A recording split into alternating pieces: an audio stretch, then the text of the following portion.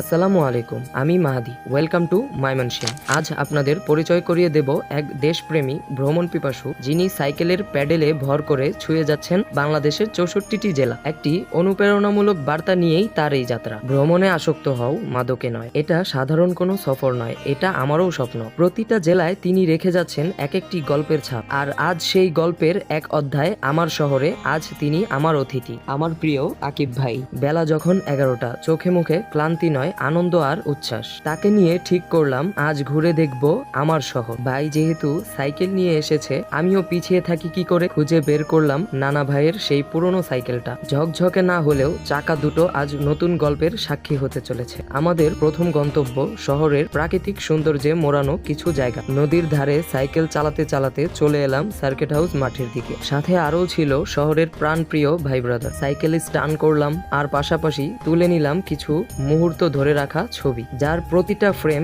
আজীবন থাকবে স্মৃতির অ্যালবামে। চায়ের কাপে চুমুক দিতে দিতে জমে উঠল গল্প, আড্ডা, স্মৃতি আর হালকা হাসির বৃষ্টি। আজকের দিনটা কেবল একটি দিন নয়, এটা এক জীবন্ত স্মৃতি।